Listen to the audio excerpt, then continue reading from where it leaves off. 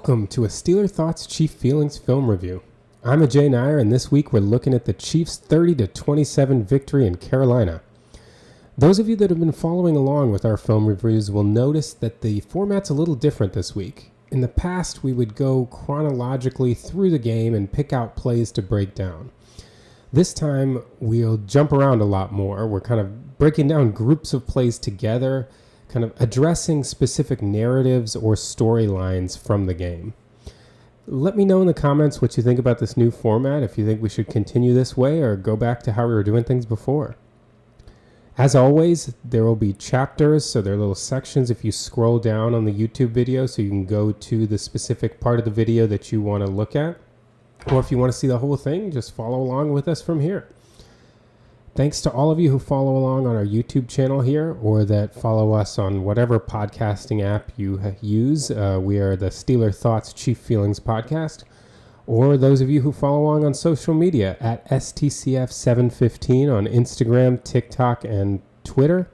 We are specifically on Twitter during Chiefs and Steelers games and immediately afterward to break down the games, but we try to post all of our clips to TikTok and Instagram as well. All right, so let's get into this game. So we're going to start at 13:35 to go in the first quarter. The Chiefs are on their first drive of the game. They started the game with a bang with a big kick return of, I think it was 56 yards by Ajay.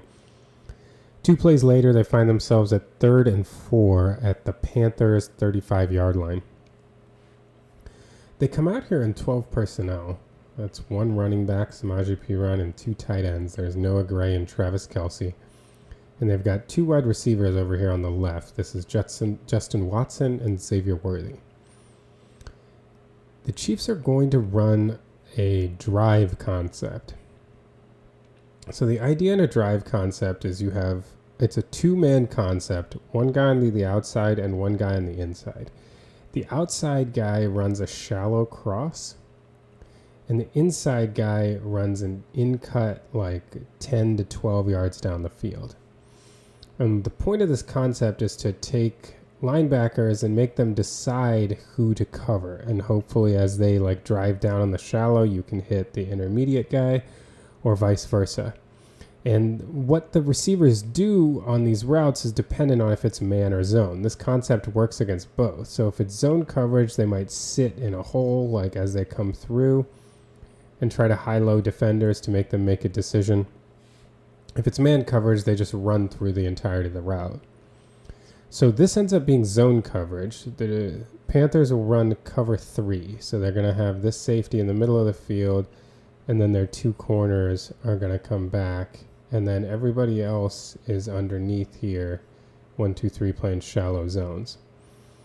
So what the Chiefs do in this zone look is in order to free up zones on this side of the field, particularly the deep zone on this side, they will run Xavier Worthy on a deep over to try to occupy defenders. And then they also run Justin Watson on a deep route as well.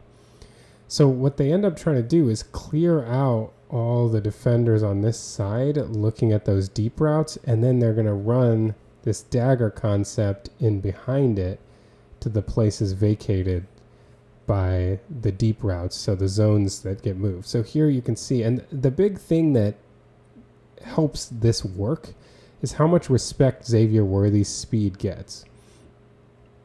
So you see him going down the field, this, which is going to be an underneath zone defender, right? This is supposed to be, we were just saying this is cover 3, right? So he's responsible for deep.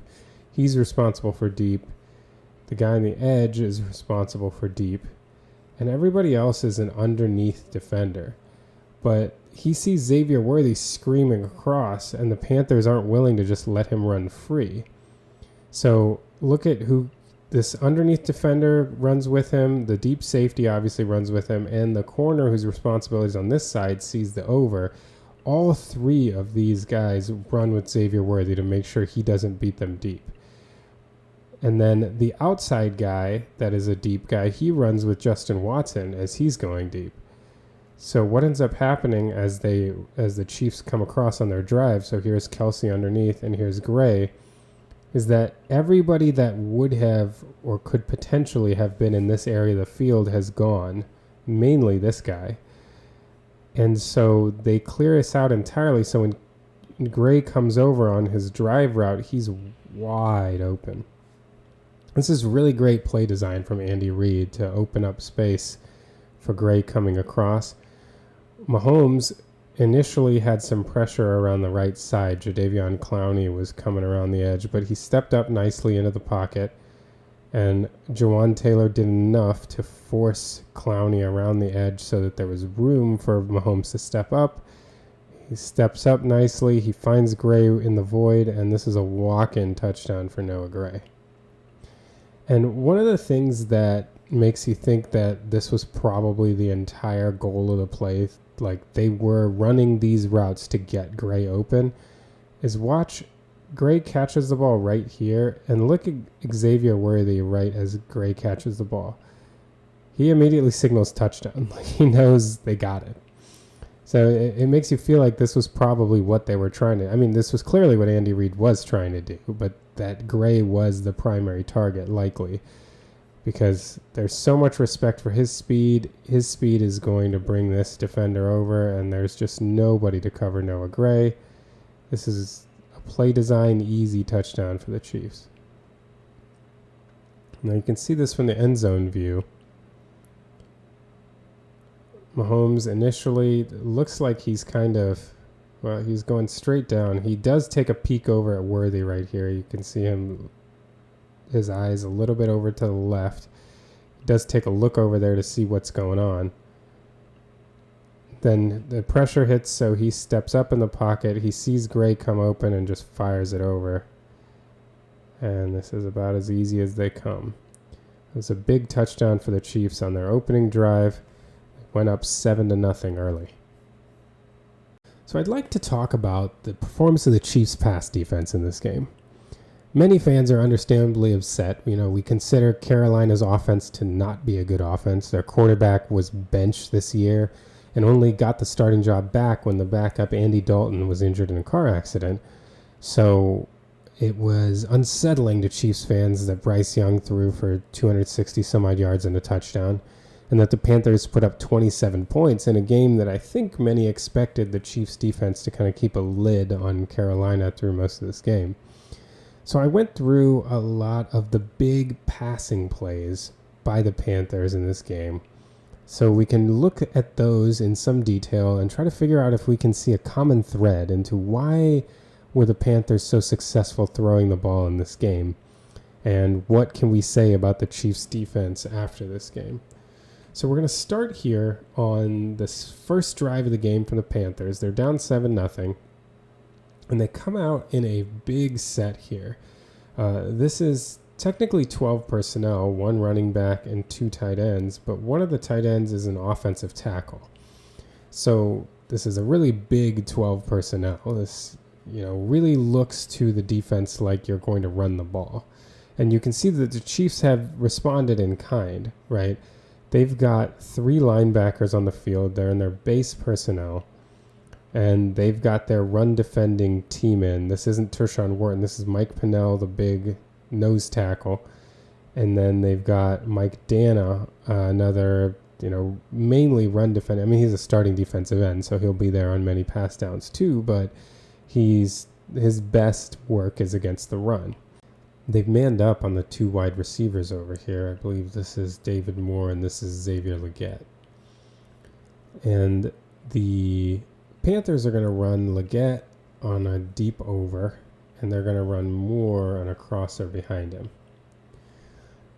And they play action here out of this big set, which is the Chiefs already are starting with 8 in the box against this, big formation. And the play action is going to really draw the linebackers in, as you would expect. So it essentially ends up being 2-on-2 here with a safety over the top to help out. So you can see the play action run. Cook is sitting over the top. You've got Leggett on his deep over, and you've got Moore following. The Chiefs are able to, after the initial realization that this isn't a run play, they're able to generate some late pressure on Bryce Young, but not really like force his throw. I mean, the pocket is starting to get a little muddy when he does throw it, and he's a smaller guy, so I'm not saying this is an easy throw. But the Chiefs had initially kind of paused, committed to the run, and then started their rush, so he does have enough time to make a throw, and he throws it to Xavier Legette coming across the middle.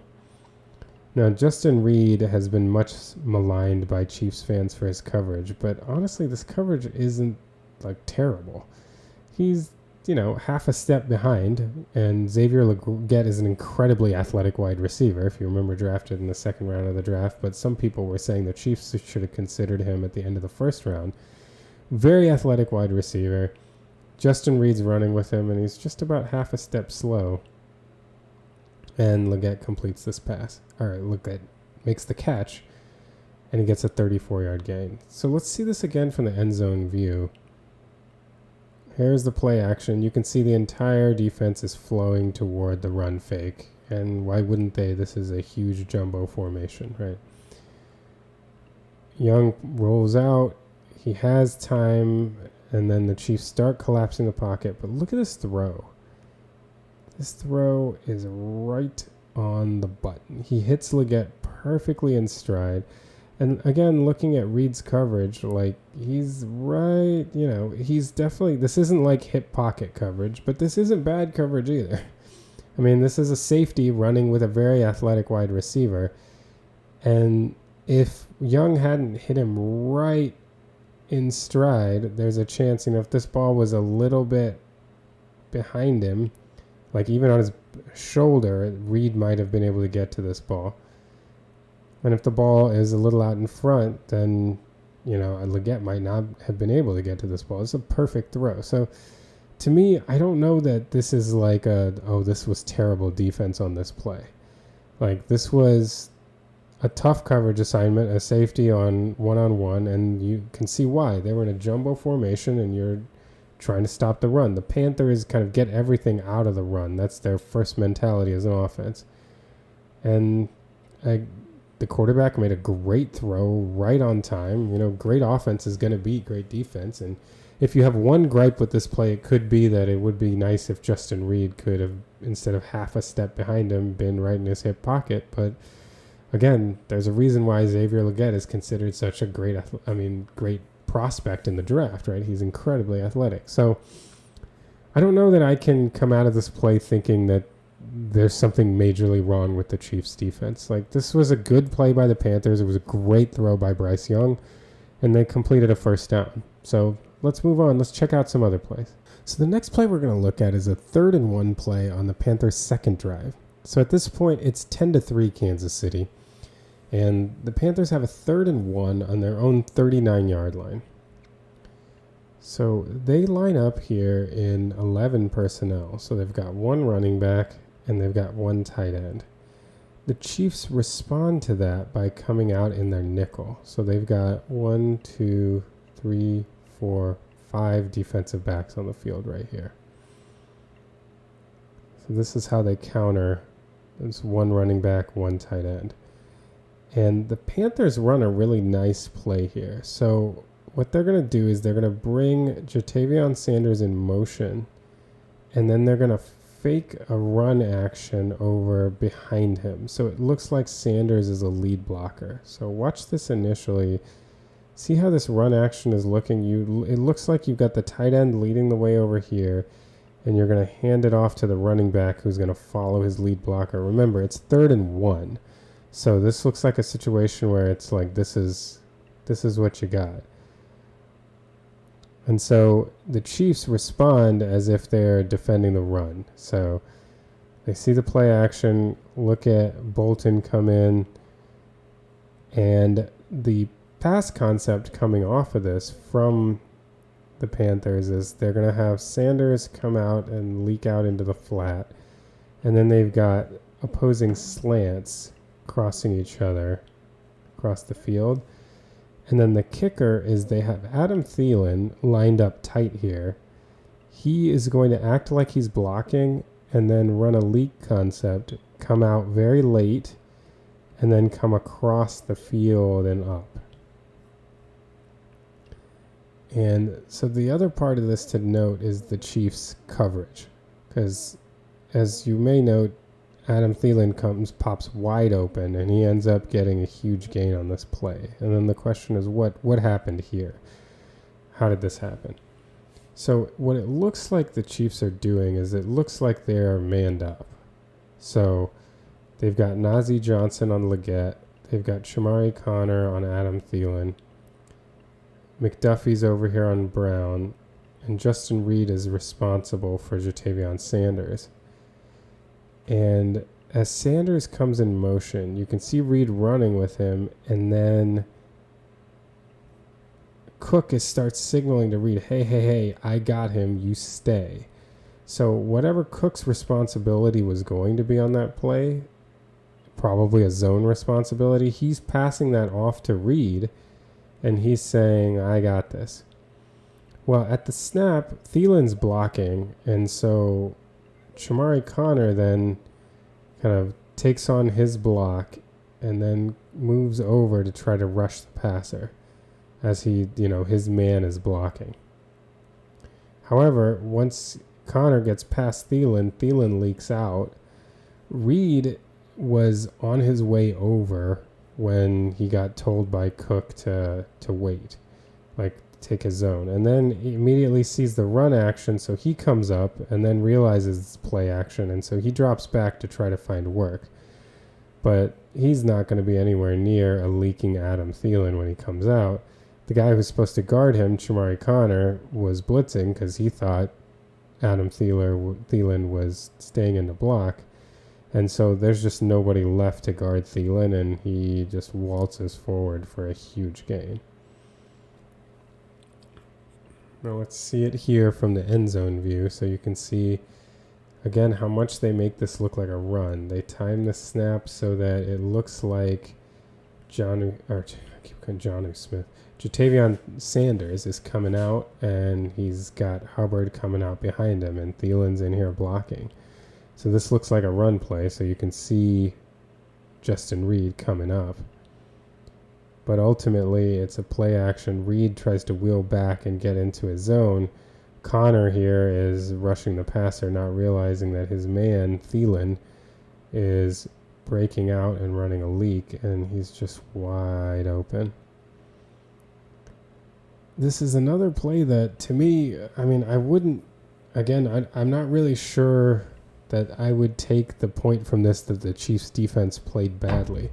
This was a really well-run play in concept, and it was run at a good time on 3rd and 1 when you're expecting a run. And, you get the wide, oftentimes leak is run with a tight end, which it's a little more common. People expect sometimes that a tight end will try to block and then get out because so many teams do it. It's a lot less common to have a wide receiver in here running that concept. A lot of times when you have a wide receiver inline blocking, it's because it's actually a run. And so when this happens, I think everyone thinks this is a run concept. Connor specifically does, and Thielen gets out. I honestly, to me, the Panthers called a really good game up until this point. The two plays that I've seen, they're expecting, these situations where they give the Chiefs run looks. The Chiefs are keying on the run. And the first time, Young just made a great throw against coverage that was, not A coverage, but B coverage, which is, I think, what you expect out of your safeties in man-to-man. And it was a great throw. This one was just a really, really good concept that is difficult to deal with. And the one situation with your safety that might have been able to help out, well, the safeties are switching responsibilities literally at the snap. And so if whatever Reid's possible responsibility was, whether he was more of an underneath guy or in a more zero look, or if he was a cover one deep guy, he's getting that responsibility right now. Cook's giving it to him in this moment. And so as he's sprinting over and then trying to change what he's doing, he sees run, he's already up in the box, and so he's not going to be in position to be a deep player. Not that he would have stopped this play, but maybe he could have cut it off a little earlier than he did. Hard to say. But to me, more than anything, this is just a really, really well drawn up concept and utilized at the perfect time to take advantage of the Chiefs. I mean, this is a situation where, again, good offense beats good defense, and this was good offense. So the next play we're going to look at is from the Panthers' 2-minute drill. At this point, the Chiefs are up 20-6, and the Panthers have the ball with 40 seconds to go in the first half. They're trying to double dip because they get the ball to start the third quarter. So they want to score before half and then get the ball again after half. So like I said, 2nd down and 10 at the 30-yard line, 40 seconds to go in the half. They come out, and they've got their tight end lined up way out here. That's Ja'Tavion Sanders. And their running back lined up way out here. So this is actually 11 personnel. This is wide receiver, wide receiver, wide receiver. And they're going to run the following route concept. They're going to send him deep, send him on an out route. Over here, you're going to have an in cut and then a route underneath. That's similar to that drive concept we were talking about earlier. And Sanders is going to run in and then up. And so the Chiefs end up playing essentially a cover one man, but they do some match principles in the middle. So it's basically manned up, manned up, manned up, deep safety. And they have 3 here that are responsible for 2. So based on where these guys go, 2 of them are going to pick them up, and the third one will play an underneath zone. So if we kind of run through this play, the pass ends up going to Sanders over here, and he makes a catch over Najee Johnson, which kind of continued the chance of, Najee Johnson has been the one, I think, under the most scrutiny from the Chiefs fans. And so, of course, giving up a catch in the 2-minute drill, especially a long catch, will increase people saying that there's a kind of a problem with your play. So let's actually look at this play. So Sanders comes in, he's playing press. It's a physical start to the route. He presses him, he goes in, and then right here to me is the one mistake that Najee Johnson makes. I mean, it's a good route from Sanders. He comes in, and Johnson gets too handsy, and he holds, and it's actually a penalty here. You can see the refs throw a flag. There's the flag right there. So that was Nazee's mistake on this play to me. If you look at the rest of his coverage, he's right here. I mean, he's right there in coverage. He doesn't get his head turned, but he's right in his hip pocket, and this is a great contested catch by Sanders. I don't think this is bad corner play on this play at all, actually. Like, this is... Your one gripe could be that he didn't get his head turned, but the Chiefs have throughout, their Spagnuolo's tenure, he's looking for big-bodied, athletic corners that can tackle and that are sticky in coverage. The Chiefs haven't had a single corner that has been a ball winner. The closest to a ball winner has been L'Jarius Sneed, and he was not like anything more than like an average ball winner for a corner. That's why they don't get a lot of interceptions. That's not kind of who they are. Even right now, their safeties are not ball winners. The last real ball winner to play in the Chiefs' defensive backfield was Tyrann Mathieu. That's just not what the Chiefs do. And so if you're expecting, this, I don't even know how much, honestly, they are coached up to like look back for the ball and try to catch the ball. That doesn't seem to be the technique that these corners play with. They play with trail technique, sit in your hip pocket, force a difficult throw down the boundary, force the receiver toward the boundary as much as possible.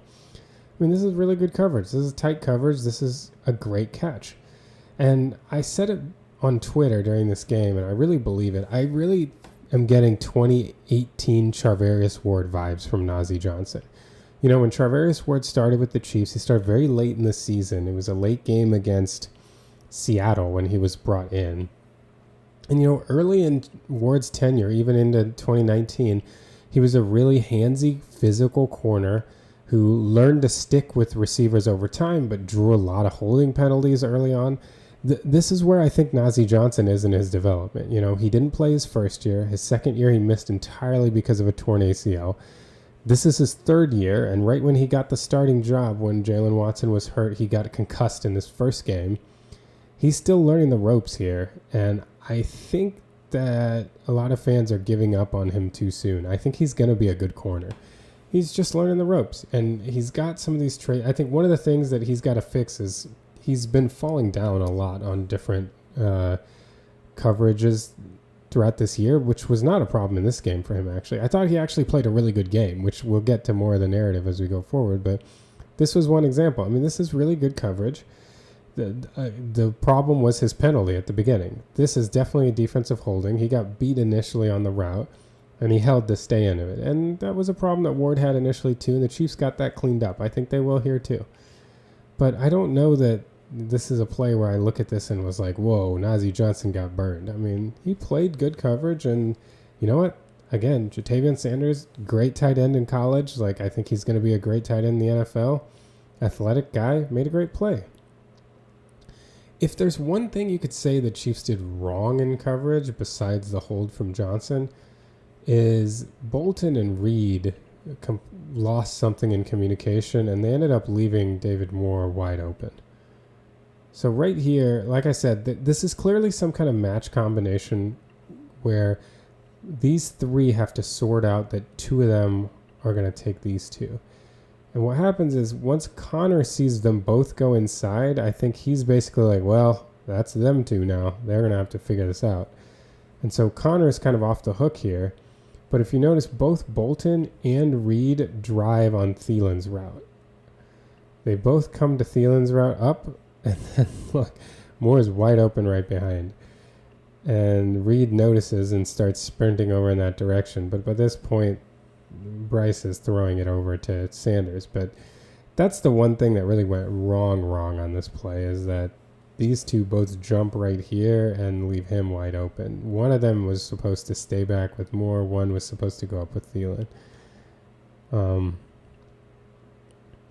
any case, though, I'm not sure that I, to this point, like, buy the narrative that the Chiefs had some, like, horrible, irreparable performance. Like, the plays we've seen so far have been, you know, I'm not saying the Chiefs played great defense in this game. Like, you don't play really great and give up 27 points, or especially give up touchdowns on crucial drives when you're trying to end the game.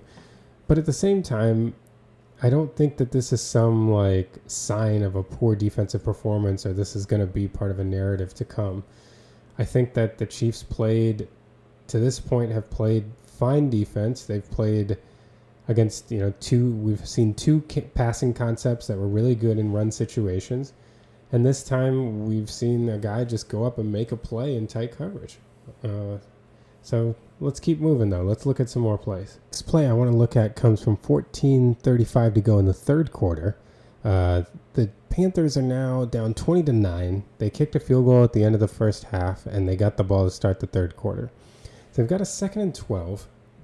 And they come out here in what looks like it's either 10 or 11 personnel, depending. I don't know the Panthers personnel that well, so I don't know if one of these guys is a tight end. So there's clearly a running back, and there's probably a tight end. I think this is Thielen, this is Moore, this is Leggett, I believe. I'm not sure who this is. So if that's a tight end, it's 11 personnel. If it's a wide receiver, it's 10. And what we want to look at here is this play. It was a first down completion to David Moore. And again, this is another big play that, you know, got them out of. They started in 1st and 15, and this ended up being a really long drive for the Panthers that ate up like more than half of the third quarter and ended in a touchdown. So this play ended up being pretty crucial. It took them out of a potential 3rd and long here for 2nd and 12. And I just want to look at this play and what happened here. McDuffie's guarding Moore, and Moore challenges him vertically. McDuffie comes back, and Moore hits a curl, and McDuffie actually mirrors really well here. This is awesome coverage. But if you look at the throw from Bryce Young, it's perfectly on time. Like, the timing is absolutely couldn't be any better than this. Right as he hits, comes, the ball's on him. Moore does a great job of coming back to the ball right here. McDuffie actually gets a handout to contest, and he actually even rakes down over the ball, but Moore does a great job of pulling it in, and he gets a first down here. You can see from Young's perspective, he drops back, he fires this in there, and look at the coverage. I mean, McDuffie might even be covering him too tightly. He's got the arm around, which sometimes gets called and sometimes doesn't. But look at him get over the ball. Look at the ball's even being bobbled by Moore right there. McDuffie almost raked the ball out by getting through his arms, but Moore with strong hands manages to bring that ball in. This is where, narratives of who catches the ball or who got caught on, and it's McDuffie was in coverage and he gave up this catch. I mean, this is not at all on McDuffie. This is a great coverage. This is just a great throw and a great catch. This throw was perfectly placed, perfectly on time, and Moore did a great job of coming back to the ball, and as McDuffie raked through his arms, he still, even though he bobbled it, hung on to it. I mean, there's not much you can do, if anything at all, as a defensive back here. This is just, Bryce Young was on one at times here. This is just a really good throw. And David Moore had a great game. And it wasn't because the Chiefs let him have something on a play like this. This is because he made a great play. So again, I really have nothing to criticize the Chiefs defense for on this one. You can't even really get into the pass rush because this ball came out pretty quickly. And if you look, Karlaftis was coming to try to bring pressure. Dana was crushing the pocket. This is a tough, when someone gets the ball out this quickly, it's really tough to have any kind of effect as a pass rusher. This was just a great play by the offense. We're later on the same drive. We are in that third quarter drive that ended in a touchdown. This time the Panthers have a 3rd and 10 at the Chiefs' 36-yard line, so a chance for the Chiefs to get off the field and potentially force a long field goal attempt. The Panthers come out in what looks like 11 personnel. The running back is out here, and I believe this is a tight end. Again, I apologize, I don't know their personnel that well. If this is a wide receiver, then this is 10 personnel. And the Chiefs come out here, let's see, they look to be in their dime package. They've got 6 defensive backs, and Nick Bolton is the only linebacker on the field. So they're in their dime package. And the Chiefs end up just running a cover 2. So they show blitz, they drop out, and they're running a cover 2. They've got 3 underneath, they've got 2 deep safeties, and the corners are kind of looking at flat and cloud. So as they drop back, the route to watch here is David Moore. He runs up and runs kind of a deep slant post route right there. And as you can see, as Young is throwing it, Justin Reid gets a read on the play, and he drives on it immediately, sees what's happening, and lays a good hit, and Moore just holds on. This is another timing pattern. Moore's coming across. Young throws this right on time.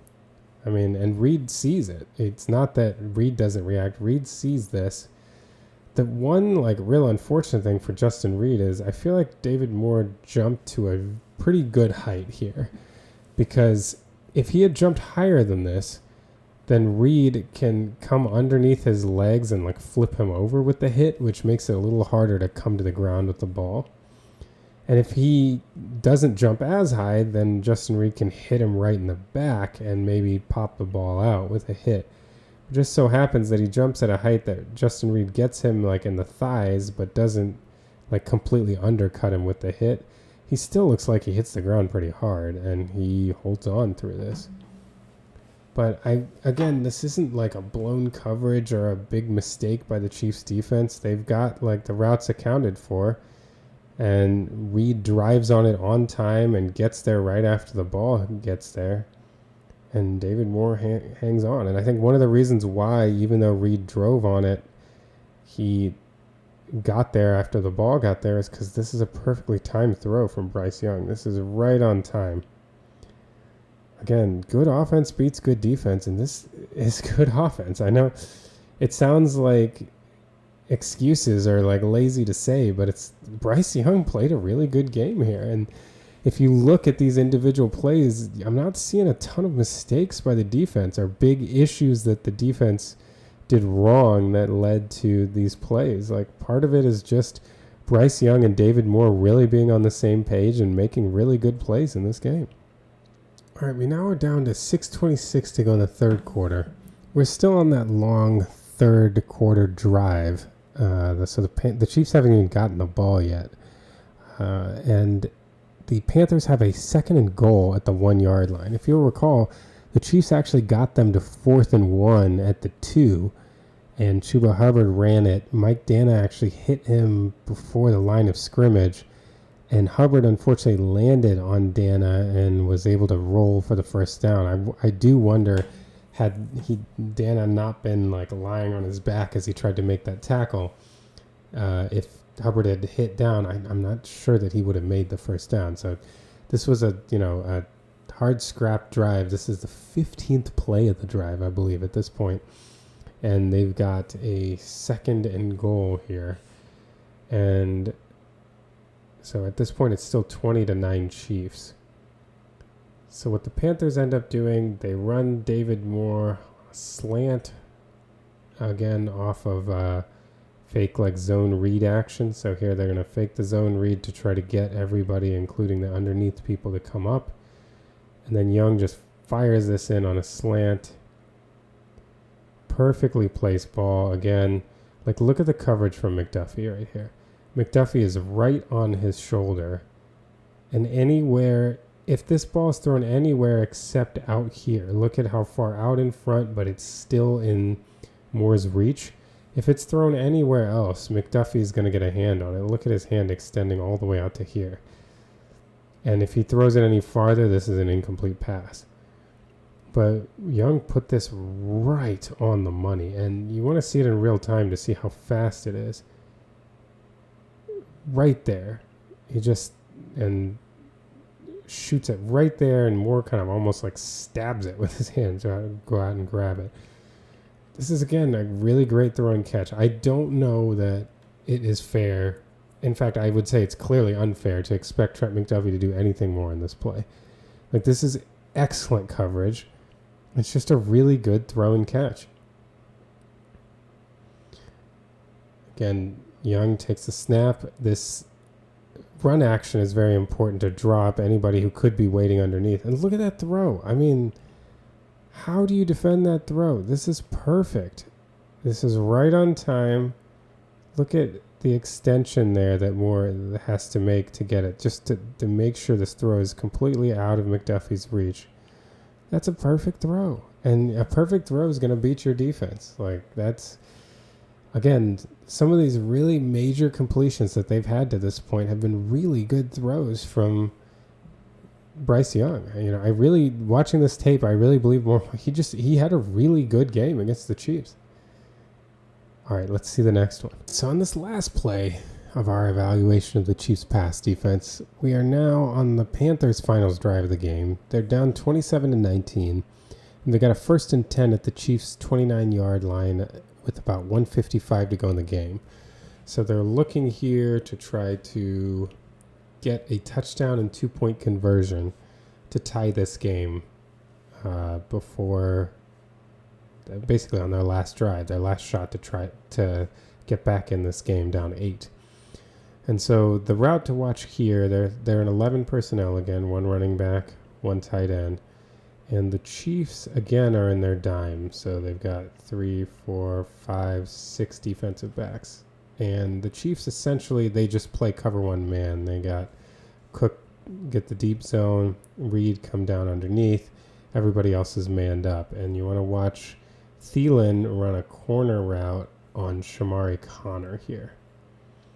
So Thielen's going to run his route, and Connor, again, pretty tight in coverage. But as the ball gets there, he remains tight in coverage and prevents Thielen from coming back to the ball and doesn't get his head turned. So I talked earlier about how, Spagnuolo he often has coverage guys that are not as adept. Ball skills have not been a big thing. And a lot of times getting their head around is something that has been an issue for Chiefs defensive backs. It's fine on that last play we're talking about with Najee Johnson, as he didn't contact the receiver or impede the receiver's progress. Unfortunately, in this case, Connor does. And this is one situation where it can really hurt you to not get your head around.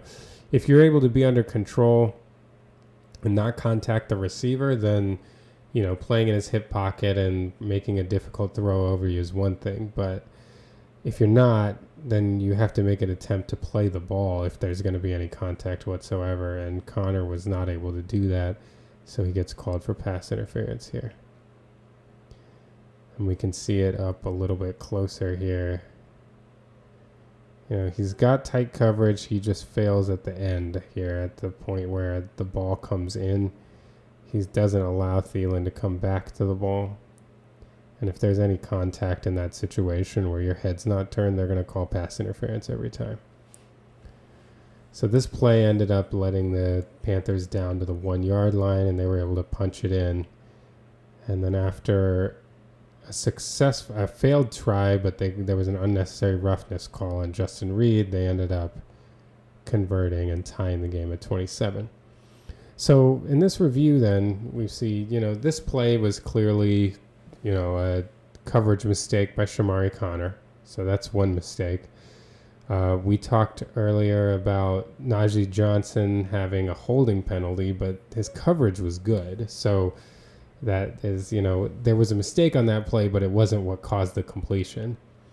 And then the other possible gripe you could have is Justin Reid was a half step behind Xavier Legette on the first play we talked about, even though that's a safety against a fast wide receiver. So I don't know that you should expect any better. So this play to me was the one clear mistake that happened. And even that was initially really good coverage. It was just the actual playing the ball when the ball came in. So the rest of the plays to me were just really good plays by the Panthers. I think both Bryce Young and David Moore had really good games. Bryce Young throwing the ball on time and his ball placement was really great, and David Moore made some really tough catches. So, yes, one would like to see the Chiefs defense put together a few more big plays and make some big stops to prevent the Panthers from scoring 27 and coming back in this game. On the other hand, this isn't a situation where I look at it and you see wow, the Chiefs defense is playing really badly. Yeah, they're going to have to make a couple more plays. Another point to note is they're not playing incredibly exotic coverages in this game. They didn't do a ton to try to confuse Bryce Young, and that might have played into it. They thought they could just kind of heat him up and he would fall apart, and that wasn't the case. He played really well. But I don't know that prognostically this makes me think any differently about the Chiefs defense when it comes to the future, when it comes to the playoffs. They kind of lined up and played against this team, and their opposing quarterback made more plays than I think I would have expected him to make, and maybe others as well. But I don't see it as a reason for concern, and nor do I think the Chiefs played terrible defense on this game. Yes, they made some mistakes. Yes, I would have liked to see a team of this caliber make a couple more plays to prevent it from being that close, but this was perfectly fine, and I think the Chiefs defense will play well going forward. All right, so now let's talk about a passing concept that Andy Reid loves to run against man coverage that showed itself here in the game against the Panthers. So this is 9:19 to go in the first quarter. The Chiefs are up 7-3 at this point, and they have the ball at their own 25-yard line, 1st and 10. So the basic concept that Andy Reid likes to run against man is he likes to have all the routes in one play going in one direction, except for one route that'll go in the other direction. And what that does is it causes all defenders to flow in the direction of everybody. And the one defender manned up against the guy going the other way has to navigate through a bunch of traffic and often can get picked off by his own team. So the most common way that we've seen it in recent years is the intended target being a running back. And so that's how this play goes as well. What Kansas City ends up running is they get Noah Gray running an out route up here, corner pattern. Travis Kelce runs the out route. And on this side, Juju and Xavier Worthy run that same dagger concept we talked about in the Chiefs' first touchdown. So that means the inside guy, Juju, is running an in cut, and Xavier Worthy is running a drag route. And so all the routes are going in this direction, pulling all defenders that way. And the guy who's the intended target is Kareem Hunt, who leaks out of the backfield and comes the other way. So let's see this in practice. You see all the routes going that way and all the defenders going that way as well. And Hunt is coming this way. Now, this could have been even a bigger deal than it was because Josey Jewell is the guy who was initially manned up on Kareem Hunt. But if you notice here, as Hunt comes this way, 23 signals to Jewell, hey, you take my guy who's coming that way, I'll take your guy who's coming this way. So they switch responsibilities right there. And that allows 23, at least he's closer than what Jewell would have been if he had been continuing to sprint over here to try to stay with Hunt. Well, Mahomes gets the ball to Hunt here, and because everybody's gone on the other side, there's nobody down the field besides 23 who's trying to catch him. As Hunt comes around, 23 makes a great open field tackle here, just snagging his ankle. I will say Kareem Hunt throughout his career has been known to step out of tackles like this. And he's not as nimble as he was during his first stint in Kansas City. I think that Kareem Hunt might have still stepped out of this tackle, but he's still been doing a good job of it this year. So it kind of shows you the timing of where he kind of grabbed him right here before Hunt could step out of it and then got his foot down against the ground. That's a great tackle. And to get Hunt down in that kind of tackle is especially difficult. But look at the green grass. If 23 hadn't made that tackle, or if they hadn't made the switch to get 23 instead of Josey Jewell, Hunt might have gotten another 10 yards. And if he made one man miss, he could have threatened to take this all the way. And now he doesn't really have that top end speed anymore that he used to have when he first came out of Toledo. So I don't know that there are many situations in which Hunt scores on this play. But at the very least, he gets another 10 yards or so. But it's a great concept from Andy Reid. And we can see it over here from this view. Again, you see 47 here, Jewell. He's the one that's responsible for Hunt. So as Hunt's coming over this way, this is when Jewell switches off with 23, and he takes Worthy. And 23 takes Hunt. And again, if Hunt was able to just get out of this tackle, there would have been a lot more yardage to have there. But like I said, this is a concept that Andy Reid has used a lot in the past. So let's look at some other prior instances of this concept to see some familiar plays that use the same idea that we saw in this play here against Carolina. So we're going to jump back to 2022, and this is week 13 of that season when the Chiefs played at Cincinnati. So let's look at this red zone snap. Remember when Jerick McKinnon was catching all those touchdowns down the stretch in the 2022 season? Well, Andy Reid definitely used that same concept we were talking about. This time he's got 3 receivers over here on the left, 2 tight ends, Travis Kelce and Noah Gray, and he's got Marquez Valdes-Scantling.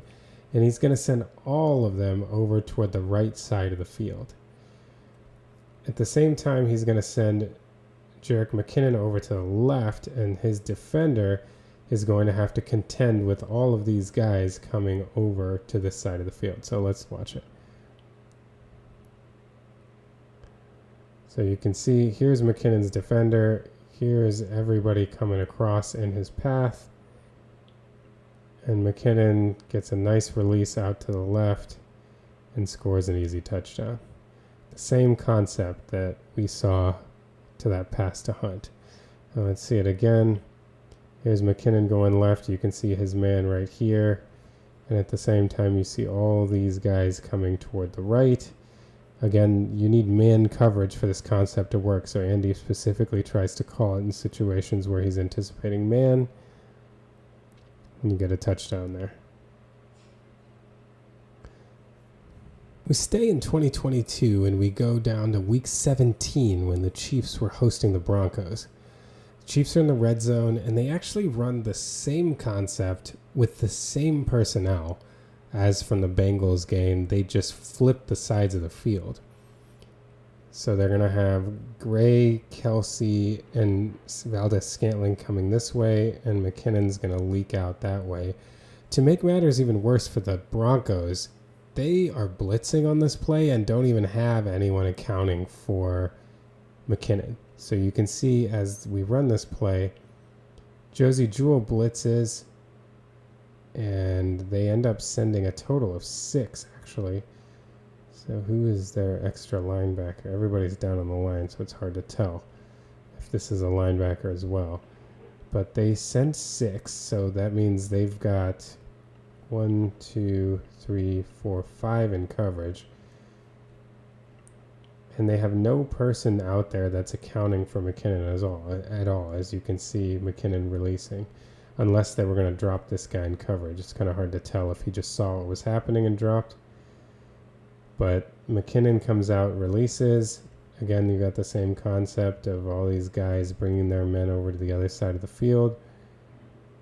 And McKinnon gets escorted by Juju into the end zone. If you notice on this concept, I didn't bring it up on the Bengals one. The Bengals went Justin Watson, so it's not exactly the same personnel. But Justin Watson came over the same way as McKinnon. This time Juju does. But everybody else, the guys that started on their side, bring their men over. And here McKinnon leaks out, and Juju's able to stay between McKinnon and Surtain to allow him into the end zone. Same concept as that Kareem Hunt play, and it's been a favorite of Andy Reid's for years against man coverage to get easy touchdowns, often in the red zone, but can be used elsewhere in the field too, as we saw with the Kareem Hunt play. But let's go a little farther back just to show how long Andy Reid has been doing this in Kansas City. We're going to pull a play from way back. If you don't recognize this game looking at it, my advice would be don't worry about it. Don't think about it. Don't try to remind yourself what game it is. It's fine. To all of you Chiefs fans that do recognize what game this is from, I apologize for reminding you about this game. I apologize for bringing a play from this game, but I just wanted to show how long in Kansas City Andy Reid has been using plays like that one that we looked at from the Panthers game, the Hunt reception. This, let's just say this is from the 2013 season, so it was a long time ago. In this play concept, the receivers on the left are Dwayne Bowe, Junior Hemingway, and the tight end Anthony Fasano. And on the right, we have Ajay Jenkins, just for all of you to remember how long ago we're talking about here. And so they run a similar concept, but instead of running the running back over, they run a similar idea with Fasano and Hemingway coming in, Dwayne Bowe going up the field to clear out against man, and then they run Ajay Jenkins underneath it all to try to, again, create interference so that he can have a free run and convert this 3rd and 7. So let's see it in action.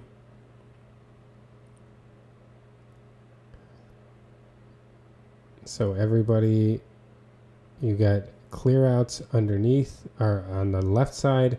You got routes coming over on the right side, and they just run Ajay Jenkins underneath it all. And Smith hits him on his way over, and he runs it around to get a long gain. It's almost like setting up your blocking, right, for a play, because I neglected to add at the beginning that Spencer Ware runs out over here, so he's also going to go straight downfield. So he goes downfield, Bowe goes downfield, and they're set up ready to block once Jenkins catches his pass.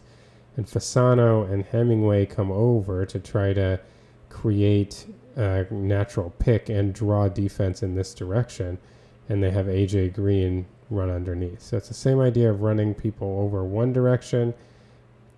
This isn't as comprehensive as it was before because they're also bringing up bow and where to block downfield, but it's the same idea. They get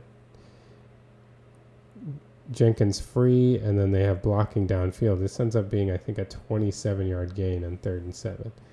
So you can see it again here on the replay. Look at Jenkins' defender already like struggling to keep up with him because he had a good release off the line, but he also then just has to navigate all this. That's really the point of all this. The point of all this, why does Andy Reid send a bunch of people in one direction and his guy he's supposed to catch the pass in the other? It's so the defender for the guy who's the pass catcher has to deal with a bunch of crap in the middle. And that's what happens here, is that Jenkins' defender has to deal with all the bodies in the middle, can't stay with him, and that allows for a lot of run after the catch as well. And a big first down. So this is a concept Andy Reid's been using for a really long time. It was nice to see it again against the Panthers, and if you keep an eye out for it, you'll see it again later this season. It never really goes away in Kansas City. Now let's look at some stunts. Specifically stunts run by the defensive tackle and the defensive end to the right side of the Chiefs' offensive line. So the defense's left end and their left defensive tackle running stunts. This has been a problem for the Chiefs all year, and it looks to continue to be a problem until some things change with the Chiefs' line. We can talk about that in a little bit. So this is a 3rd down and 5 at the Panthers' 8-yard line. There's like 3:27 to go in the first quarter. At this stage of the game, the Chiefs are up 7-3, and they're trying to get 7 here to go up 14-3 and convert on this 3rd down. And they run a pass concept out of 12 personnel. So 1 running back, 2 tight ends gives you 12 personnel. And what they end up doing, bring Kelsey in motion tight. They're going to run Gray to come sit in the front of the end zone. Kelsey's going to run a whip route to the outside. Pirine is going to run over to the end. Juju's going to mirror over here, run a whip route over here. And Justin Watson is going to run out to the end. But we're looking particularly at how the line is going to handle as the end and the tackle stunt here. So first they kind of line up straight as if they're rushing straight, and then the end, if you notice, gets inside and the tackle loops around. And so this is something that teams have been doing a lot against the Chiefs, because partially they know that when Mahomes sees pressure inside, he has a tendency to try to escape outside the pocket, and he then is susceptible to somebody looping around to be ready and waiting for him there. And this is what happens on this play too. Mahomes drops back. The one critique I feel like you can have of Mahomes in this position is that as he sees pressure coming inside from here,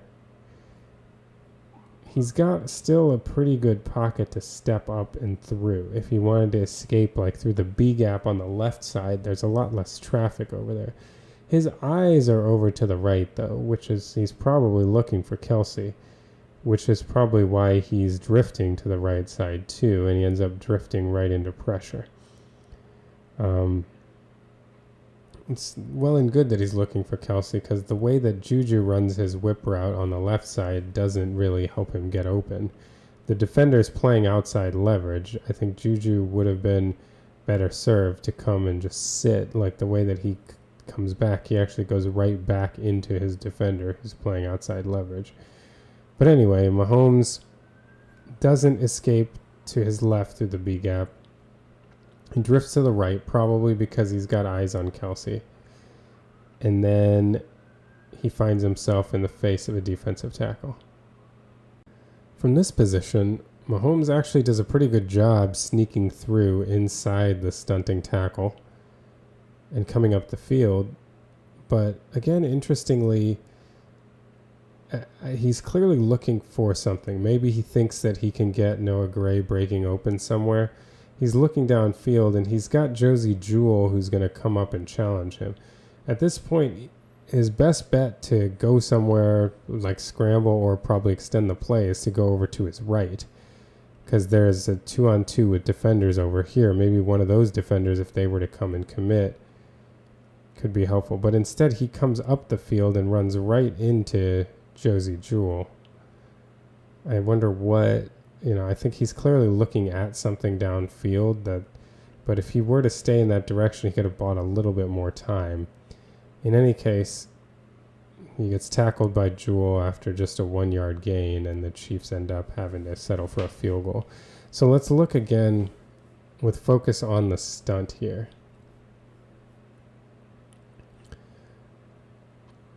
So here they come. Clowney gets deep. The end loops around, and you see when Mahomes sees the pressure, he starts drifting immediately.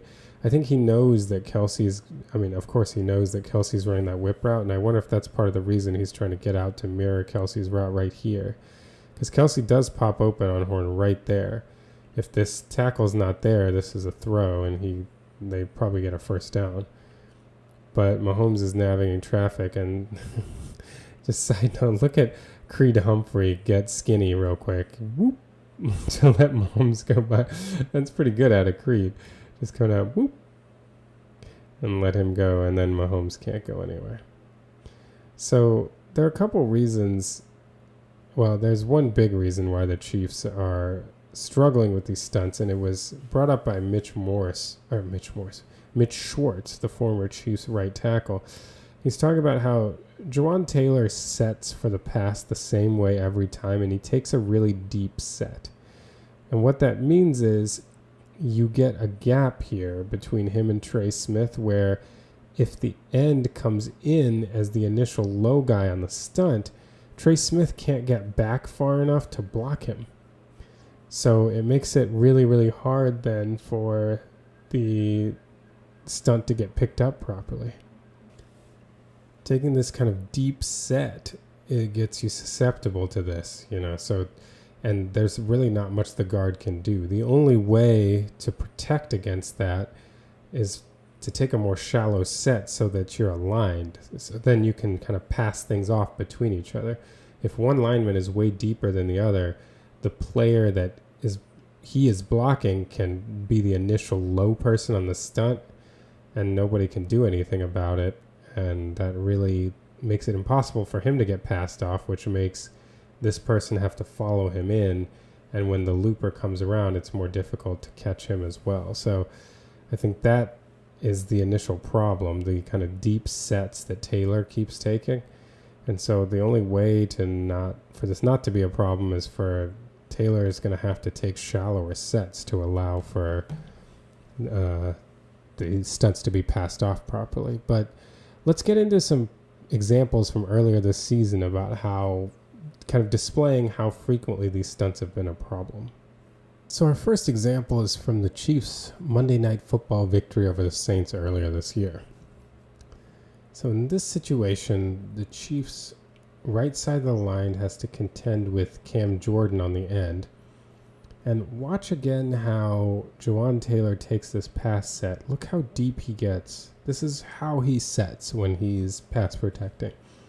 And he gets so deep that it allows for him to get beat inside. In fact, it does nothing to deter Cam Jordan from getting inside whatsoever. And what Jordan does is he literally goes and just attacks Trey Smith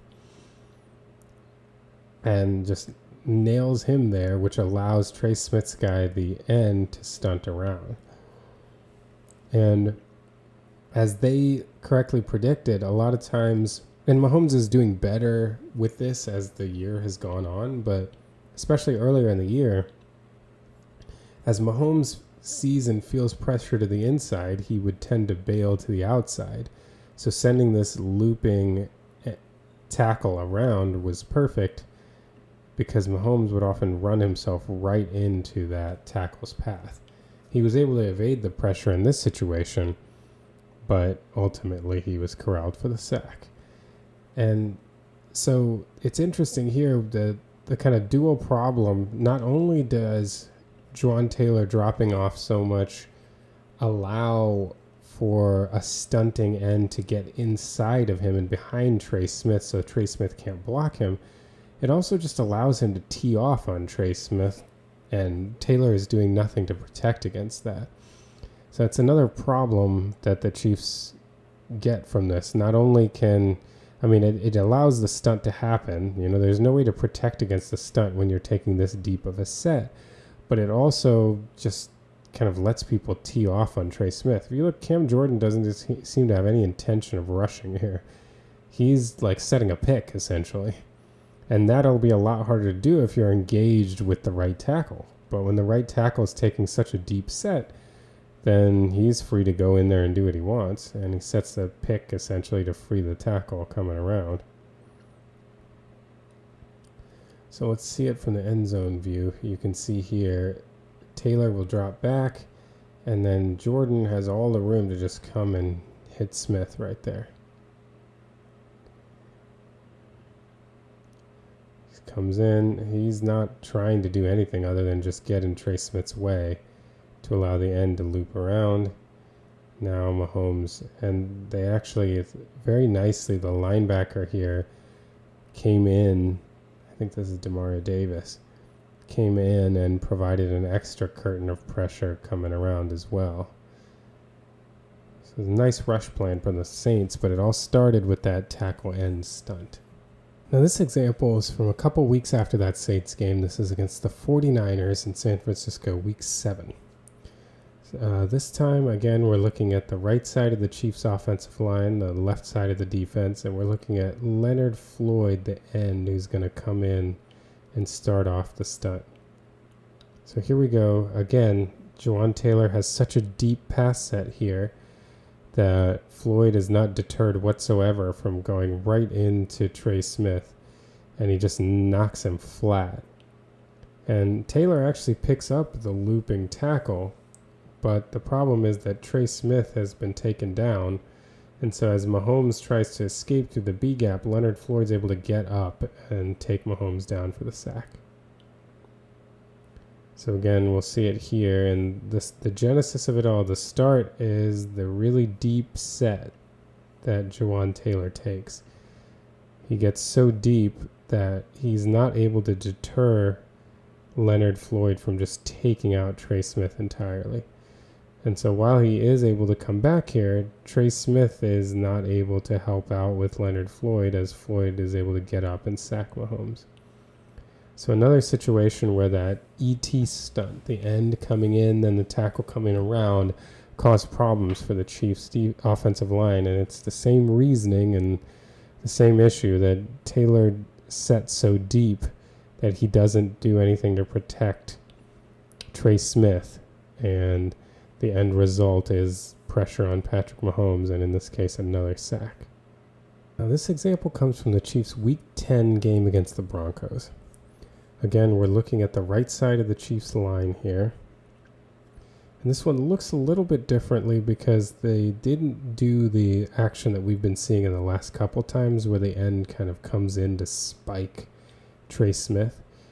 This time the end just comes to occupy Taylor, and the tackle stays off of the guard and then just loops around.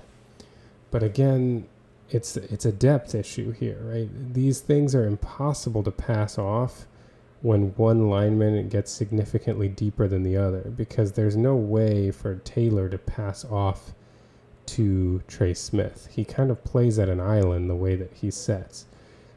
It's hard for him to play with the guard that's over there, so Smith ends up having to try to chase Zach Allen around, and that doesn't work out. Allen ends up sacking Mahomes.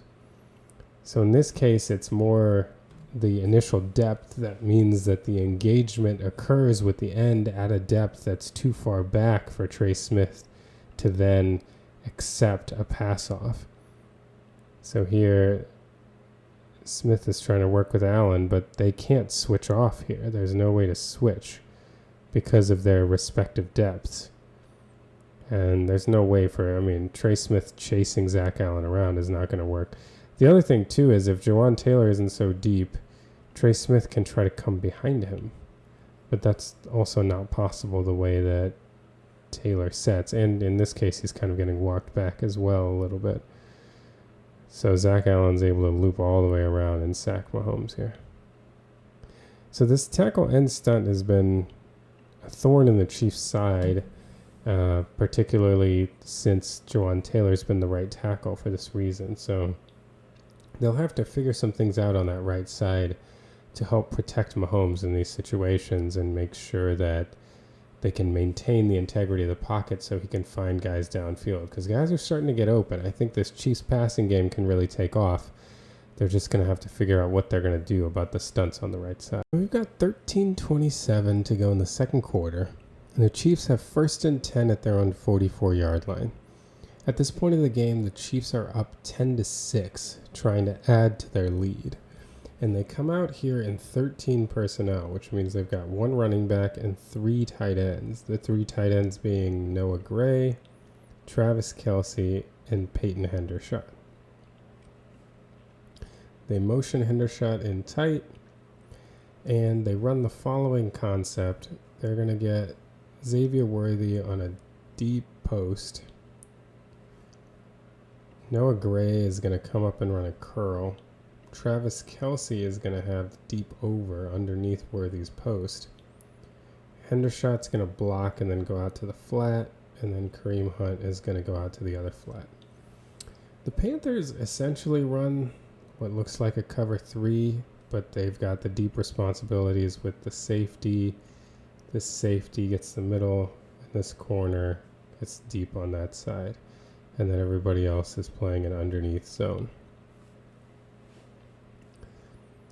So as they go back, Xavier Worthy occupies this deep man, and Travis Kelce gets the attention of deep and underneath. And Mahomes waits for Kelce to clear the underneath defenders, as he does have a very good pocket in this play. So he waits for Kelce to clear and then gets it out here in front of him. The void created already by Worthy running through and running this deep defender out of play. So Kelce comes across and gets a nice catch deep down the field, which was really good to see because a lot of Kelce's production this year has come on underneath routes, which is somewhat difficult because Kelce's not the yards after catch guy he used to be, in that he can still, he still has some wiggle in the open field, but he's not really breaking tackles anymore. So when he catches a lot of those passes, 3 to 5 yards from the line of scrimmage, he's not going very far. So it's nice to see them using him here in these more intermediate areas to get a completion. Here you can see it from Mahomes' perspective. He waits for Kelce to come across and then just fires it over into the open area. Nice concept, nice way to get Kelce going, and nice to see him in the intermediate areas, which is a theme that we'll come to later in this game, film review, because the Chiefs in general went to intermediate areas much more than usual. Patrick Mahomes had one of his best days throwing the ball 10 plus yards in the air in a long time. I saw it was the first time he had 3 touchdowns that traveled 10 plus yards in the air since 2022. 2020, even longer. So it's nice to see the Chiefs seem to be trying to open up the passing game a little bit, seeing as teams are playing them a little tighter in the passing game than they were used to from 2020 onward. So it'll be nice to see if they can build on this going forward. Now we're at 6:49 to go in the second quarter. The Panthers have a 2nd and 7 at their 33-yard line. The Chiefs are up 13-6 at this point. The Panthers have scored field goals on their first 2 drives and are trying to come down and tie this game.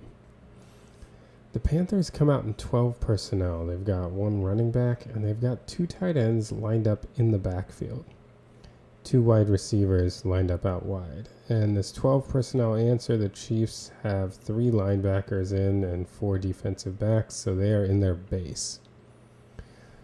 The Panthers are again showing a run formation. I mean, they're out of the gun in this kind of like interesting set here, but they're really still showing heavy personnel, and due to how they've been running the ball all year, the Chiefs come out prepared for a run. However, they've already to this point hit at least 2 big plays that have involved them running play action in the face of in like a heavy set and getting a pass off in that scenario. So the Chiefs are prepared for that. So what they end up doing is they end up faking the run here, and then they keep both of their tight ends in to protect and send the receivers as the only 2 people out on routes.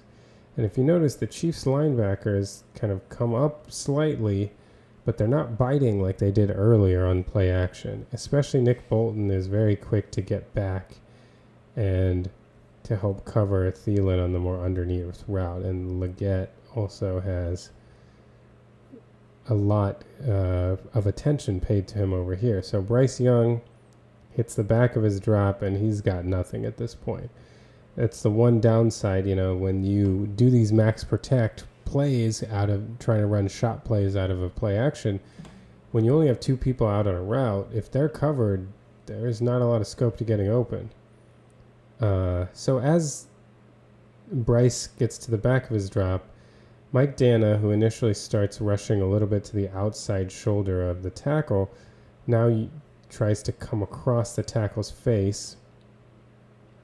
And there's a nice little move there to swim him aside and pressure at Bryce Young. He actually forces the fumble here. It's hard to see, but he forces a fumble that then the tackle has to dive on and recover. Ultimately, this was a nice play from the Chiefs. They saw earlier what the Panthers were trying to do out of these run formations, play actions. They didn't bite as heavily, and Dana did a good job creating, even though it wasn't a quick win, in this scenario with good coverage, he created a win that led to a sack, and the Chiefs defense were able to put the Panthers behind the sticks for one of the rare occasions during this game. So here you see it from this view. Here's the run fake, and you can see Bolton doesn't even seem to advance at all. Chanel and Tranquil come up a little bit, but it's not the degree to which they were biting on play action earlier, and Bolton immediately turns and runs back looking for a lane. But you can see Bryce Young hits the back of his drop, and he's got nothing. Dana wins off of his edge, gets a big sack, forces a fumble here, and luckily for the Panthers, they're able to dive on it. All right, we're now under a minute to go in the first half. The Chiefs are up 13-6, and they have a 3rd and 4 at the Carolina about 11-yard line. So they come out here in 12 personnel. They've got 1 running back, that's Samaje Perine. Their 2 tight ends are Travis Kelce and Noah Gray. Wide receivers are DeAndre Hopkins and Justin Watson. They bring Justin Watson over, and if you notice, Patrick Mahomes, in response to that, starts communicating with the line and with his receivers. Well, I think first he's telling Creed not to snap the ball here. But what he's letting them know is that this looks pretty clearly like man coverage with the guy coming across. And everybody's kind of at the same depth here. You don't really have someone looking like a deep safety. This looks like a cover 0 coverage. So he is telling his receivers right here the check that, hey, this is cover 0. You remember what we're going to do in this situation for cover 0. And then he goes over to the line to talk about protection as well. So he's making sure he feels like he has everyone blocked up. And he's letting the receivers know, okay, we're checking to our cover 0, which means you're looking for man-beating routes, and you need them to be fairly quick because you know that they're probably blitzing more than you can block. So you're not going to have a ton of time. They need to be fairly quick wins against man. And so what the Chiefs end up doing, DeAndre Hopkins just runs an out right here. Noah Gray runs a post. Travis Kelce runs an out and over, and it's coming behind a Justin Watson drag route. So here it goes. There's the route combination. Noah Gray wins fairly early on his route, and Mahomes just drifts back, hits the back of his drop and slings a perfect throw to Gray for the touchdown. See it again here. So here comes Watson running over. Mahomes tells Creed to hold it. He communicates over, and then he communicates the line. And look at how the Chiefs get this blocked up too. Because here comes the zero blitz. So ultimately you have 1, 2, 3, 4, 5, 6, 7. And you only got 5 linemen and 1 running back. Right, so you have a total of 6 blocking 7. So what the line does is the left side of the line, over here they leave Jawan Taylor one-on-one.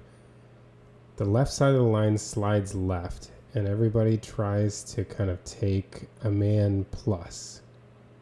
So if you look, Wanye takes the inside guy, which is what you're supposed to do. You're not supposed to let someone free to the inside. But he also tries to keep some level of force on the outside guy as well, right? Tooney starts to his inside, but is also aware of his outside, and he actually kind of rotates over as Wanye tends to rotate, right? Same thing with Creed. Creed starts to his right and then leans over to the left as Tooney starts to rotate. They do this so nicely in concert.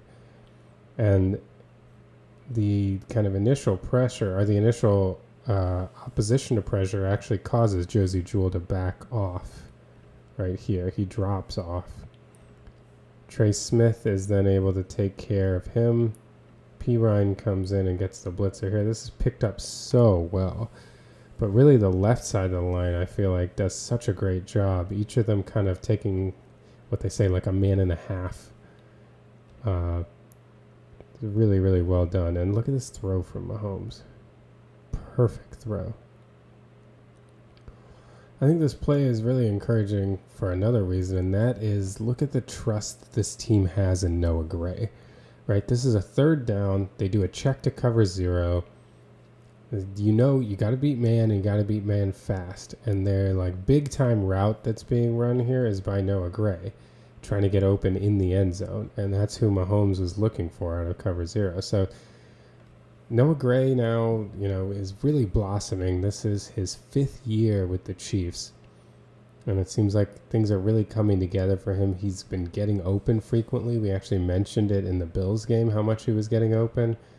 Now he's got 2 touchdowns in 2 straight games, and let's see if the production continues. He might be set up to have a really big second half of the year for the Chiefs. One thing that really came through in this game against the Panthers was the Chiefs' concerted effort to establish a more intermediate passing game. In the past this year, they've been throwing a lot of short stuff, and they've been interspersing that with a couple deep shots way down the field. But in this game, they really seem to be trying to get the ball in that 10 to 20 yards down the field range. And particularly, they used Xavier Worthy in that role a couple times, which has been new for them. Worthy in particular has really been like a short underneath gadget play guy, and then has done some deep shots as well. But plays like this were very encouraging to see. So this is in the third quarter. At this point, the Chiefs are up 20-16 after the Panthers had just scored. And they end up here they're in 11 personnel. That's Hunt is the running back. Kelsey is the tight end with 3 wide receivers. And they run a play where it's going to be a play action to Hunt. And the line will kind of block over in that direction to sell it. And it's a boot over to Mahomes.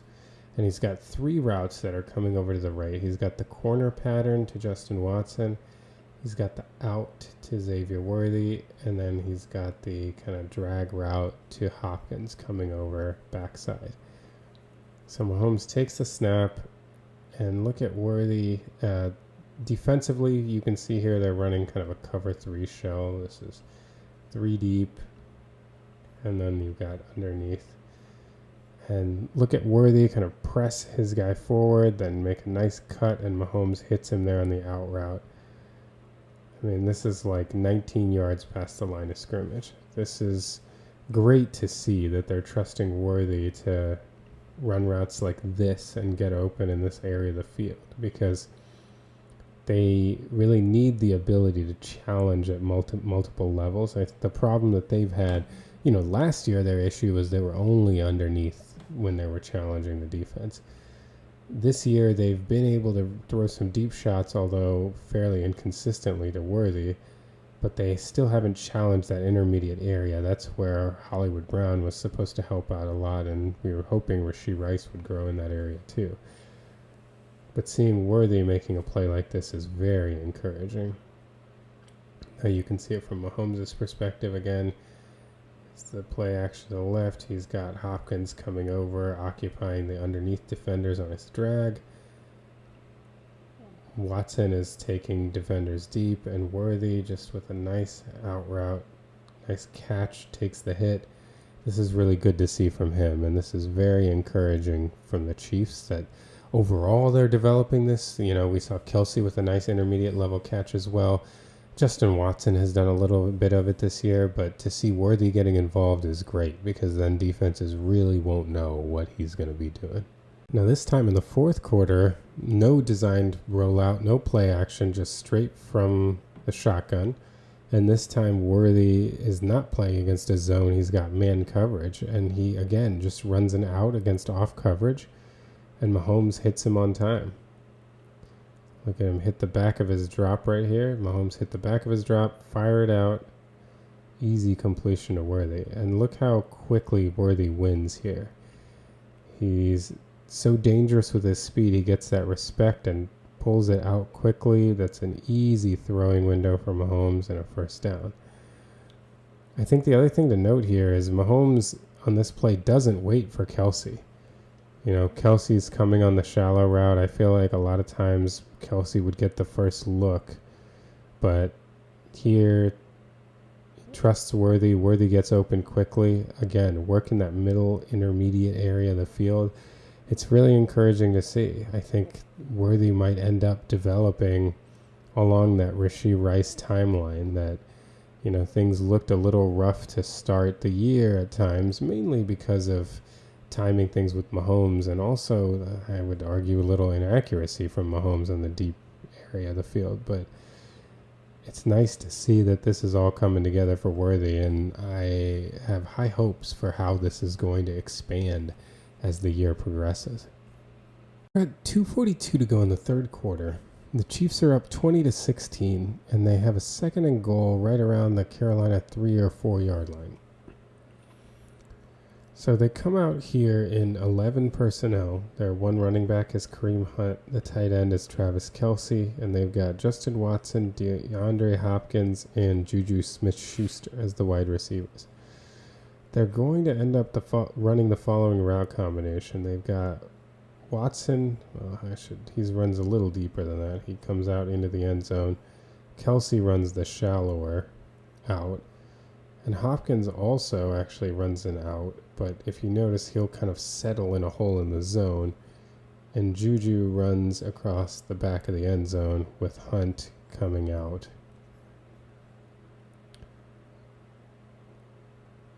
So as a snap here, you can see they're running kind of a zone match principle. And so, it's not the greatest route combination for zone, and I feel like Kelsey and especially Hopkins feel that, and instead of continuing to run through, if you look at DeAndre Hopkins, he backs up and just settles in the zone, seeing as the defenders are looking back at Mahomes, not really tracking guys that aren't running in their area. So Hopkins just settles and finds an opening. Mahomes is initially working the left side of this play. So if you see, what I believe is, I think the Chiefs thought that they were going to get man, is my guess. I think they thought they were going to get man, and really were hoping that they could run some kind of concept here. Maybe they thought Juju was going to get a good rub on this route, and they could get Hunt open. But it does look like they were thinking that maybe they'd get this route open. In any case, he's looking over to that left side. It could be, we've talked before on this channel about Andy Reid against man liking to kind of run all of his concepts one way and then have the back come out to the other side. I wonder if that was what they were expecting here, but clearly something went a little differently from what they expected. Then Mahomes gets to the back. This is when Hopkins is starting to get free, but Mahomes is starting to feel pressure. He's feeling like the pocket is collapsing, so he's not able to see Hopkins. He's busy navigating the pocket, and then when he turns, he does that kind of jump pass where he just fires it. He often does this. I feel like he does this to Justin Watson a lot. But he, jumps and fires this back to Hopkins, who's still open in the end zone. And another unsung hero here is Juju, who's running across, notices Hopkins open in front of him, and he slows his route right here to kind of prevent his defender from getting involved and to kind of box out, allowing Hopkins to remain open. That was really good from Juju there as well. And Hopkins, I think that's his third touchdown as a Chief. So here you can see it from Mahomes. So he does actually, so I was wrong in that he was looking initially to the left. He does start working the right side here. He works the right side and initially doesn't like what he sees. So if we started over here, working the right side, looks like nobody came open initially, and now you can see this is when he looks back over to the left. So he actually did work the right side of that. He looked back over to the left, and this is about when Hopkins starts getting open. He might even see it here, but he's busy navigating the pocket. Now is when he's able to get his eyes up and look over and get it to Hopkins. You wonder where Hopkins was right there. He does look to his right, but it's possible he's looking at Clowney at that point. And he kind of steps through, sees Hopkins, and gets it over there for the touchdown. So this put the Chiefs up 27-16. A major component of the Chiefs' victory against Carolina in Week 12 was Patrick Mahomes' ability to create with his legs. Now, he had a good day throwing the ball, particularly throwing the ball downfield, which is something that the Chiefs' offense has struggled with since the beginning of 2023. The last year and a half, their successful passing game has really been a short passing game, and very rarely have they been able to challenge teams consistently down the field. And so it was really cool to see the Chiefs making a concerted effort to develop this intermediate passing game this year with their current weapons, and to see Mahomes have success with it. But even with that, some of the major moments in this game where Mahomes impacted the game the most were still with him running the ball. And so let's look at a couple of those moments throughout the game. Starting here in the second quarter, at this point the Chiefs are up 10-6, and they have a 3rd and 5 at their own 35-yard line with about 14 minutes to go in the second quarter. So the Chiefs come out here in 11 personnel. They've got Samaje Perine, the running back, Travis Kelce, the tight end. They've got DeAndre Hopkins, Xavier Worthy, and Juju Smith-Schuster out here for this third down play.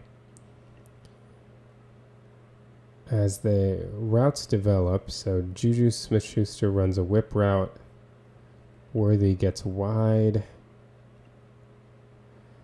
Kelce comes and tries to settle in the zone over the middle. DeAndre Hopkins gets wide.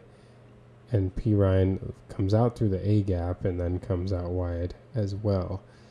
And Mahomes, as he drops back, sees a huge gulf here. Trey Smith is able to direct over to the right. Humphrey walls off on the left, so the A-gap opens up enormously. And Mahomes smartly just, instead of trying to force anything against the zone, just he knows he needs 5 yards. He goes up and he gets 9 yards and gets a first down. These critical moments where Mahomes is able to just pick up first downs with his legs to keep the drive going. Teams do a lot of just pushing coverage back, dropping people deep to try to dissuade the Chiefs from successfully passing the ball. And Mahomes takes advantage of this, gets a first down with his legs. There's another, even more clutch scramble. The Chiefs are in their 2-minute drill. There's 1:22 to go in the second quarter. They're up 13-6, but they're facing a 3rd and 13 outside of field goal range, especially when you consider that they don't have Harrison Butker. So this is a Spencer Schrader game. Now, what they end up doing, Chiefs are here in 11 personnel. They've got Samaje Perine, the running back, Travis Kelce, the tight end. Worthy ends up running a deep clear-out route, but they end up with Kelce running like a short route to the outside. Hopkins gets down the field. Watson also gets down the field, trying to get open on this 3rd and 13 to push the ball down. Now, Mahomes drops back, and immediately we talked about it before, these end tackle stunts. And in this case, this looks more like a tackle end stunt, but the same idea that the tackle comes in or comes out, the end goes in. They were able to somewhat messily pick it up here. The Chiefs have struggled more when the end comes initially and crashes in because of how deep of a drop that Jawaan Taylor takes. This time they actually Taylor does a pretty good job of staying with Trey Smith, so they're able to handle this stunt better than they usually do. But Clowney's still pretty quick, and he's able to get around Trey Smith into the center of the pocket, and Mahomes bails to his right. At this point, he's got no one really open unless he wants to really try one to Worthy, but it's not like Worthy is running free here. He does have the safety over the top that would make that a dangerous throw. So as Mahomes comes out, he's got man coverage, and so he's looking to scramble. First of all, huge props to Kelce here, who sees what's happening and runs to bring his defender away from where Mahomes is going. And Mahomes tucks and runs, and the defender Woods has a pretty good angle on him to try to stop him from the first down. So Mahomes puts his head down and ultimately has to reach the ball out and get a first down here. See it from the end zone view. Again, you see that stunt coming. I mean, it's sad to say, but this is one of the best we've seen them pick up a stunt on the right side. And I wonder if part of it is because it was a tackle end stunt instead of an end tackle stunt. The tackle went first. Usually when the end goes first, that's been a big problem for the Chiefs. But Trey Smith tries to recover, but Clowney is too quick. So Mahomes decides to go for it, gets his head down, and gets the ball over. And that was a hugely important. First of all, just converting 3rd and 13 is such a weapon for your offense. But this was converting 3rd and 13 on a drive that ended in a touchdown in a game that the Chiefs ended up winning by 3. So a hugely impactful play again. Mahomes made a lot of really big plays with his legs in this game that ended up contributing to the difference between winning and losing for the Chiefs. And this one was quite a significant one, picking up the first down here and keeping a drive going that ultimately ended in a touchdown. So here's another hugely consequential scramble from the game. This time with a 3rd and 5 from the Carolina 29-yard line. We're in the third quarter, under 5 minutes to go, and the Chiefs are up 20-16. So on this play again, this time the Chiefs are in 12 personnel. They've got one running back, Samaje Perine, and their 2 tight ends are Noah Gray and Travis Kelce.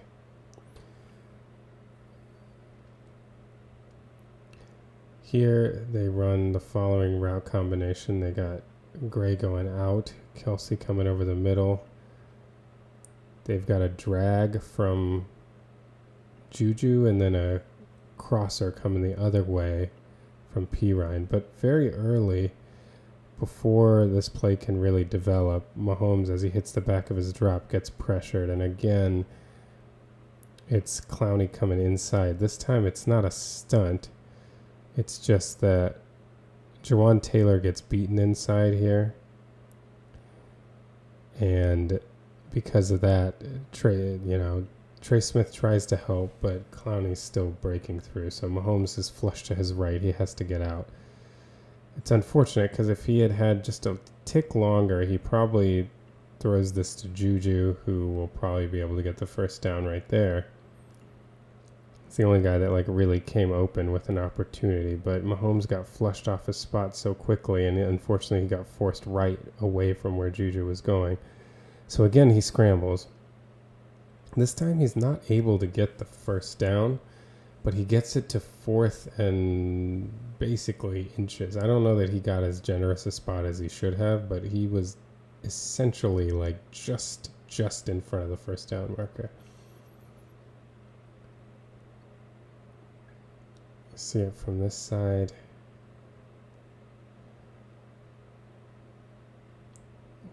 Comes and he's just able to win to the corner and almost get the first down. This was a hugely consequential run because this drive resulted in a touchdown. The Chiefs were able to convert the 4th and short, made possible by Mahomes' scramble, and the Chiefs scored a touchdown here to go up 27-16, and again, they won by 3 points. So we've now had 2 touchdown drives preserved by Mahomes' scrambles on 3rd down. This one got them to 4th and short that they were able to convert via the run.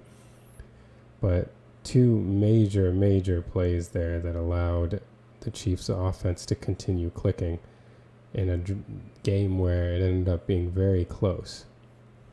Of course, you knew that since we're talking about scrambles, we had to talk about this play. This was the scramble that'll be remembered from this game. The Chiefs have a first down at their 45-yard line. They're 48 seconds to go in a tie game. They need a field goal to win this game, and they trying to set up here to figure out how to get into field goal range. They are here in 12 personnel. So if you see, they've got the 1 running back, and they've got 2 tight ends. And they get set, and they are facing a zone. They end up running crossing patterns for Juju and Kelsey underneath the zone. And you can see Gray and Watson are trying to sit within the zone.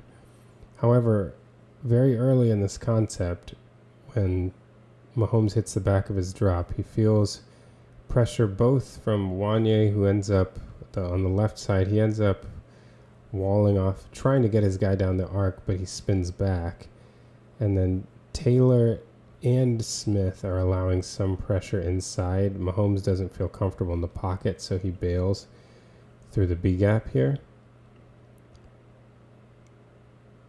and tries to get the first down, hitting at the angle. Now, this was pointed out on a film review that Dan Orlovsky posted to Twitter, but watch Justin Watson here, the effort on this play. So Justin Watson sees Mahomes scrambling and gives a nudge to this guy right here, enough to kind of knock him off of his path, and then comes over and gives another nudge to this guy right here to allow Mahomes to scoot through. Both of these defenders probably were not able to get to Mahomes because of Watson, what he did to them. And then Mahomes just always seems to be fast enough. He's always fast enough to make the play he needs to make. Gets all the way down to about the 22-yard line is where they ended up spotting him. So they gave him a 33-yard run. But look at, this is zone coverage. So it's not like people are turning their back and running away. The defenders are sitting there and waiting for him. But this is the reason, all the people that complain about Justin Watson either being on the roster or being active in so many plays. Why does Justin Watson have such a high snap count? It's because this kind of stuff gets you on the field. That when it is go time, can you trust this man to do what you need him to do? And Justin Watson repeatedly has been that guy. He does all of the little things. He's great at running picks and mesh and other man beaters. And he will do the little things to help this. Like, this run doesn't go for nearly as much yardage if not for Justin Watson's effort, getting them all the way down to the 22-yard line. You can see the pressure here from the end zone view. So you can see the pockets collapsing. You can feel Clowney winning inside. This guy hasn't started winning inside, but he's right about to. So Mahomes bails from the pocket, seeing as he's not being pursued. And then look at Justin Watson just do enough to get the defenders out of the way. And what a big run that was for Mahomes. So yes, he was amazing through the air during this game, but his legs were incredibly valuable.